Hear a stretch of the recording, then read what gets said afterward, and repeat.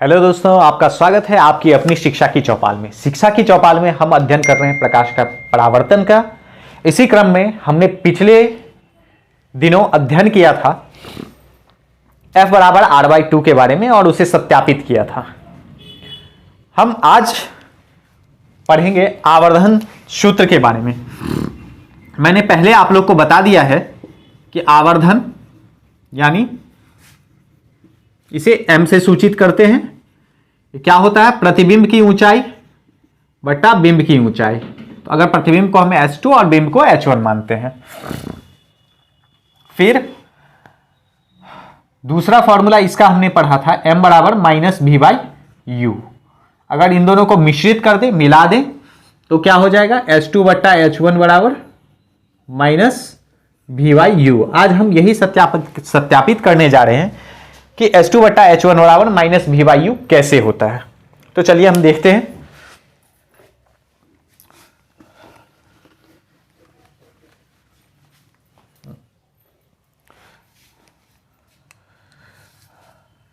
हम एक अवतल दर्पण लेते हैं। कौन सा दर्पण लेते हैं? अवतल दर्पण लेते हैं। ठीक है, अवतल दर्पण ये हो गया। अवतल दर्पण का ध्रुव मान लेते हैं, ये इसकी फोकस है और ये इसका वक्रता केंद्र है। अब हम एक वस्तु रख देते हैं फोकस और वक्रता केंद्र के बीच। ठीक है, हमने ये वस्तु रख दिया। अब यहां से हम मुख्य अक्ष के समांतर एक प्रकाश की किरण लेते हैं। तो यहां से मुख्य अक्ष के समांतर अगर हम प्रकाश की किरण लेंगे, किसके? मुख्य अक्ष के समांतर अगर हम प्रकाश की किरण लेंगे, तो वह क्या होगा? दर्पण से परावर्तन के बाद कहां से गुजरेगी? वो फोकस से गुजरेगी। तो ठीक है, वो दर्पण से परावर्तन के बाद फोकस से गुजरी। अब हम एक दूसरी किरण लेते हैं। तो कौन सी किरण ले, इस पे हम विचार करते हैं। मैंने आप लोग को बताया था जब प्रतिबिंब का निर्धारण कर रहे थे कि प्रतिबिंब के निर्धारण के लिए 4 तरह के किरणों की आवश्यकता होती है। तो कौन कौन सी किरण? पहला मैंने बताया था कि मुख्य फोकस की दिशा में आपतित किरण। पहला क्या बताया था? पहला बताया था फोकस की दिशा में आपतित किरण।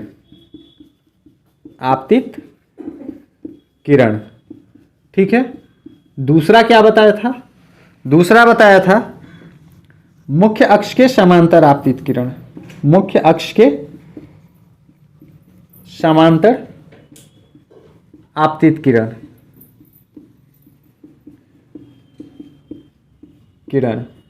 तीसरा क्या बताया था? तीसरा बताया था वक्रता केंद्र की दिशा में आपतित किरण। वक्रता केंद्र की दिशा में आपतित किरण।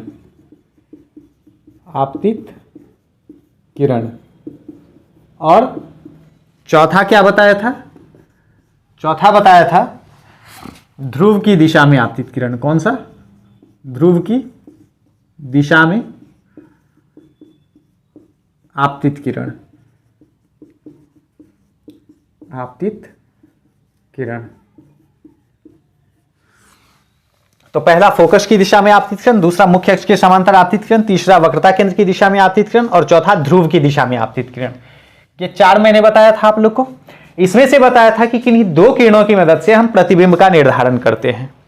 तो हर किसी के बारे में बताया था, लेकिन ध्रुव से की दिशा में आपतित किरण के बारे में मैंने आपको डिटेल से नहीं बताया था। आप जान लें कि अगर हम चाहें तो जितनी भी स्थितियां हैं, सभी स्थितियों में प्रतिबिंब का निर्धारण मात्र इन 2 किरणों की मदद से की जा सकती है।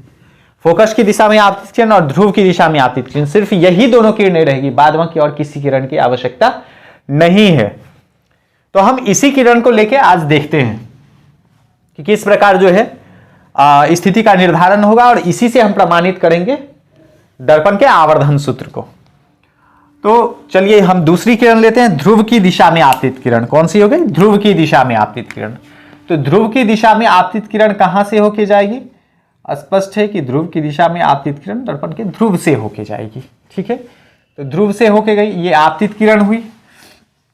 अब इसके बाद क्या होगा, इसका परावर्तन होगा, तो जितने कोण से ये इधर आई है उतने ही कोण से इधर से भी निकलेगी, तो उतने ही कोण से इधर से भी निकलेगी। अब जब इन दोनों को हम बढ़ाएंगे तो ये क्या होगा, किसी ना किसी पॉइंट पे तो कटेगा। तो इस पॉइंट पे मान लीजिए कटता है, हम इसको पीछे की ओर बढ़ा लेते हैं।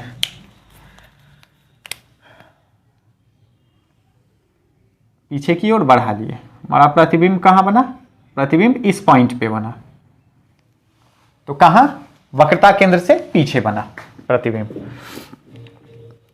तो अब देखिए हम इसका नामकरण कर देते हैं, मान लेते हैं ये पॉइंट हो गया ए, ये पॉइंट हो गया बी, ठीक है।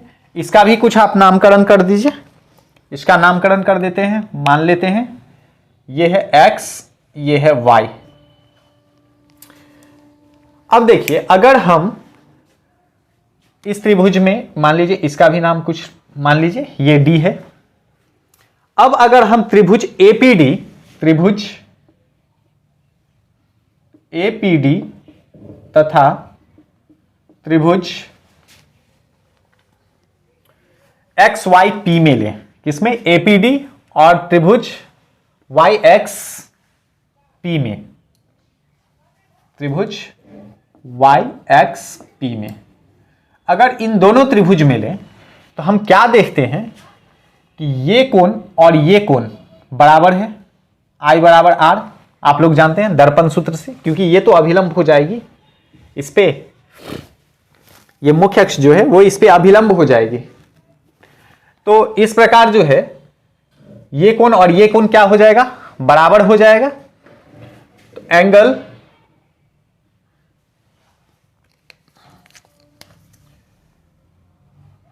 ए पी डी बराबर क्या हो जाएगा, angle Y P X, angle Y P X, चूंकि क्या होता है, चूंकि आई बराबर आर, यानी आपतन कोण बराबर परावर्तन कोण। चलिए ये हो गया एक पहला पॉइंट, मान लेते हैं इसको। अब दूसरा पॉइंट, चूंकि एडीपी, एंगल एडीपी बराबर एंगल वाई एक्स पी। अब ऐसा क्यों, क्योंकि ये दोनों जो है 90 डिग्री है, 90 डिग्री का कोण बनाती है।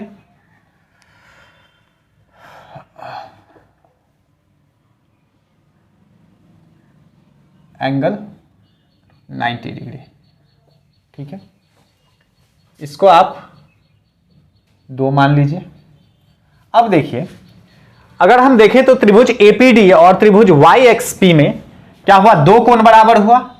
तो एंगल एंगल समरूपता प्रमेय से, एंगल एंगल समरूपता प्रमेय से, एंगल एंगल समरूपता प्रमेय आप लोगों ने पढ़ा होगा गणित में। अगर जो है किन्हीं 2 त्रिभुज, अगर नहीं भी पढ़ा तो मैं बता देता हूं, अगर किन्हीं भी 2 त्रिभुज के 2 कोण समान हो, मतलब 2 कोण, एक त्रिभुज का 2 कोण और फिर दूसरे त्रिभुज का 2 कोण समान है, तो दोनों त्रिभुज समरूप होते हैं। तो ठीक है, समरूप हुआ।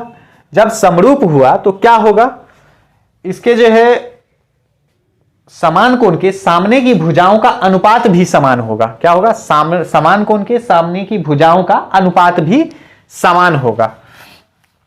तो जब ये समरूप हुआ तो हम इसको लिख सकते हैं एडी बट्टा,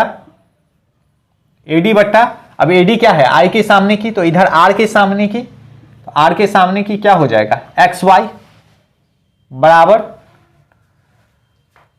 उसके बाद आप देख लीजिए इसमें इस एंगल के सामने का क्या हो गया, इस एंगल के सामने का ये हो गया डीपी। तो डीपी, अब उस एंगल के बराबर कौन सा एंगल है, इस एंगल के बराबर एंगल आप देखिए, ये एंगल है, ये वाला, ये एंगल, तो इसके सामने का कौन सा हो जाएगा, एक्सपी हो जाएगा, डीपी बट्टा एक्सपी। क्या हो गया, डीपी बट्टा एक्सपी, एडी बट्टा एक्स वाई बराबर dp बटा xp। अच्छा, तो AD यहां पे क्या है? AD है बिंब की ऊंचाई। AD हो गया बिंब की ऊंचाई, तो इसको हम H1 से इंडिकेट करेंगे। XY क्या हो गया? प्रतिबिंब की ऊंचाई। H2 से इंडिकेट करेंगे। DP क्या हो गया? देखिए DP जो है हो गया वस्तु दूरी, यहां से यहां तक हो गई, DP हो गई वस्तु दूरी। और जो है ये क्या हो गई? ये हो गई प्रतिबिंब की दूरी, ये हो गई प्रतिबिंब की दूरी, ये हो गया H1 और ये क्या हो गया? H2। तो DP क्या हो गई? वस्तु दूरी हो गई, तो वस्तु दूरी U। अब क्या है? वस्तु दूरी जो है इस साइड है, मतलब ध्रुव से बाईं ओर, तो बाईं ओर ऋणात्मक होगा। अच्छा, प्रतिबिंब दूरी क्या है? प्रतिबिंब दूरी भी ध्रुव से बाईं ओर है, ऋणात्मक होगा। अच्छा, अब इसमें देख लीजिए H1 क्या है? सीधा लाइन के ऊपर है, तो ये धनात्मक होगा, और H2 क्या होगा? लाइन के नीचे है, तो ये ऋणात्मक हो जाएगा।